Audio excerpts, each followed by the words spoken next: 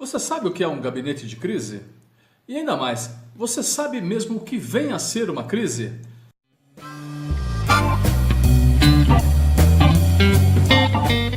Gabinete de crise ou gabinete de gestão de crise, sala de crise, comitê de crise. A gente está basicamente falando a mesma coisa. Como se comportar quando alguma coisa grave acontece. Nesta semana tivemos mais um desastre ambiental em Minas Gerais. Desta vez em Brumadinho, quando uma barragem de minério da Vale se rompeu. Tanto em Mariana em 2015 quanto agora, nós tivemos muitas mortes, centenas de casas destruídas, um caos total. A gente espera que desta vez o governo e a justiça tratem esse caso de maneira mais incisiva. E por isso eu vou falar sobre como as situações de crise são gerenciadas dentro das empresas. Antes de tudo, a gente precisa definir o que é uma crise. Crise é uma mudança brusca ou uma alteração importante no desenvolvimento de qualquer evento.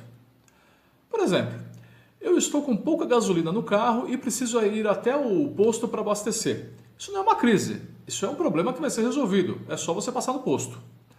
Eu estou no meio da estrada e meu tanque está ficando vazio. É um problema maior. Você vai ter que ficar atento para parar no próximo posto que abastecer. Mas o posto está no meio do deserto. Aumentamos o problema. Só que provavelmente você vai ter que pedir ajuda pelo celular. Só que o celular não tem sinal. Bom, piorou. Você vai ter que esperar pelo socorro. E assim vai. Note que nesse exemplo, a sua crise é individual. No máximo, ela vai afetar os passageiros que estão te acompanhando dentro do carro. Para você, claro, a gravidade é imensa, evidentemente.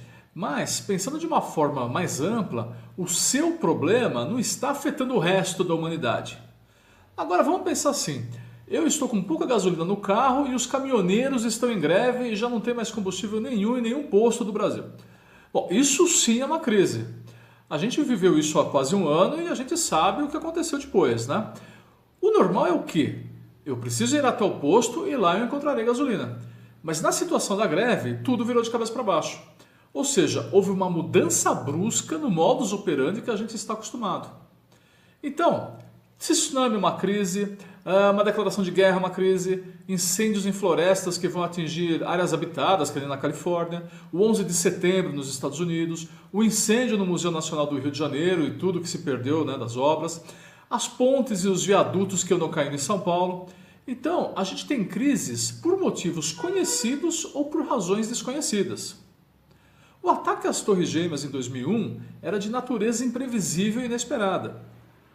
Se um avião sobrevoar novamente Nova York numa altura mais baixa, todo mundo vai ficar com o pé atrás. Bom, é só você assistir o filme, o Sully, o herói do Rio Hudson, com o Tom Hanks, que essa situação se apresenta de uma maneira bem clara. Mas hoje você possui medidas preventivas para a detecção de ameaças terroristas. O que fazer se isso acontecer novamente? Eu não estou dizendo que é impossível que aconteça um novo ataque. Apenas que este evento ele se tornou um problema conhecido. Esse exemplo do World Trade Center ilustra bem o problema nas empresas. Além de mais de 3 mil mortes, né, que ocorreram naquela ocasião, você também teve a destruição parcial ou total de vários escritórios de centenas de empresas que estavam ali instaladas. E de uma hora para outra você ficou sem os funcionários, sem material de trabalho, sem arquivos, sem a memória da empresa, vamos dizer assim. Em muitos casos, tudo se perdeu. E era uma época que não tinha o armazenamento nas nuvens.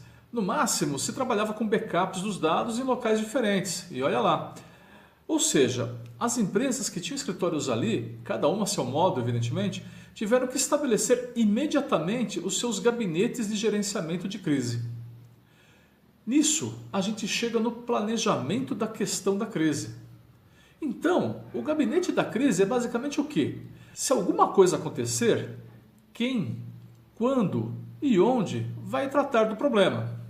No caso de Brumadinho, o presidente da República estabeleceu que o gabinete de crise seria basicamente formado pela Casa Civil, os ministros da Defesa, Desenvolvimento Regional, do Ambiente e Minas e Energia. No caso de uma empresa, você já estipula, se acontecer determinada coisa, os responsáveis serão os gerentes do departamento A, B ou C, para a atividade X, será o analista Zezinho, para a tarefa Y, será o analista Luizinho. Claro que isso é bom nos riscos conhecidos. Quando acontece uma catástrofe das boas, Isso é feito ali na hora.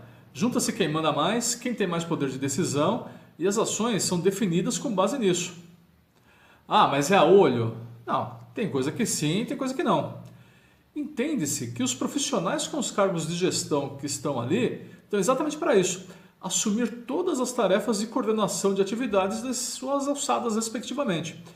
A importância do gabinete de crise é essa, você diminuir burocracias, centralizar e agilizar a tomada de decisão. Por isso que em várias empresas existe a sala da crise. Os responsáveis pelas áreas diferentes estão ali juntos fisicamente e decidem de uma vez o que tem que ser feito para o problema que se apresenta. Às vezes, numa crise, você vai se reunir com pessoas que você nem sabia que trabalhavam na mesma empresa que você. Por isso, é importante que todos que participem desses momentos estejam em sinergia quanto à gravidade da situação e as estratégias a serem tomadas. Só que nesse tipo de situação, corre-se o risco de determinado profissional querer se impor diante dos demais, seja por orgulho, seja por achar que é o que manda mais, seja porque considera que é tecnicamente o mais qualificado para resolver o problema, seja para fazer marketing pessoal, se mostrar mais diante dos superiores, aquelas coisas. Lembre-se, estamos lidando com humanos e da raça humana você espera tudo. Então, vale o velho ditado, cachorro de 2 donos morre de fome.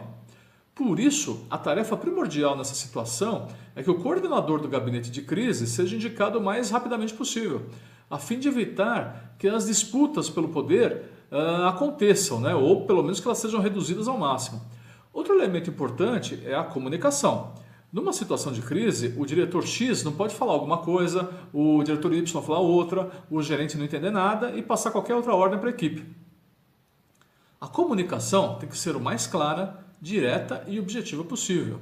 E o resultado do que está acontecendo também tem que ser transmitido diretamente, sem delongas desnecessárias. Afinal, todos os que fazem parte da empresa têm que confiar que as medidas que estão sendo adotadas estão surtindo efeito. Ou se não estão, se é necessário uma mudança de rota, isso tem que ser feito, por mais traumático que seja. Esse assunto se confunde, poderíamos dizer assim, que é até um desdobramento do gerenciamento de riscos, que é uma das áreas mais importantes de qualquer projeto. Vamos voltar ao exemplo do automóvel sem gasolina. Ficar sem gasolina é o risco. Como eu vou fazer se ficar sem combustível é o planejamento. Andar sempre com gasolina acima da reserva é a mitigação do risco. Ter uma bicicleta no porta-malas é a contingência desse risco. Claro que esse exemplo é um rasante, né, sobre a área de gerenciamento de riscos de um projeto. Mas para quem quiser se aprofundar mais nesse assunto, eu sugiro recorrer ao guia PMBOK do PMI. Eu falei em projeto. Logo, o gabinete de gestão de crises é um projeto. Ele tem que ser planejado, coordenado, controlado e executado. É o clássico PDCA. E como todo bom projeto, ele tem um início, abrupto ou não, mas tem que ter um fim. Se será breve ou não, tudo vai depender do caso, lógico. Mas tem que ter uma data limite. Senão, não é mais um projeto, é a atividade rotineira do dia a dia. Eu sou da área de TI. Eu vou dar um exemplo famoso que aconteceu na minha área, que foi o bug do milênio. Então, tratava-se de um problema de origem conhecida, mas as consequências do que poderia acontecer na empresa não eram totalmente conhecidas, até porque existiam sistemas que eram fornecidos por empresas terceiras. Algumas nem tinham mais contrato conosco, tinha até caso de fornecedor que havia encerrado as atividades. Então, desde meados de 98, os programas foram sendo refeitos, testes e simulações foram efetuados para que nada de grave acontecesse. Existiam os responsáveis por controlar o andamento desses projetos nas diversas áreas. Mas no dia 1º de janeiro de 2000, toda a empresa, os analistas, os usuários, todo mundo fez testes e mais testes no sistema para se certificar que estava tudo funcionando direito. E assim foi. Felizmente tudo ocorreu conforme planejado e pelo menos com a gente as profecias do fim do mundo não se concretizaram. E isso era uma crise, porque se a gente não tivesse feito nada, os sistemas da própria empresa teriam entrado em colapso total. Mesmo hoje, 1 hora sem energia elétrica, a maioria imensa das empresas não será afetada. Um dia inteiro será um prejuízo. Mais do que isso, já é um caos. É só você pensar no que significam 2 dias sem energia elétrica na sorveteria da sua esquina ou com o supermercado do seu bairro. Muito obrigado, se inscreva no canal e até a próxima.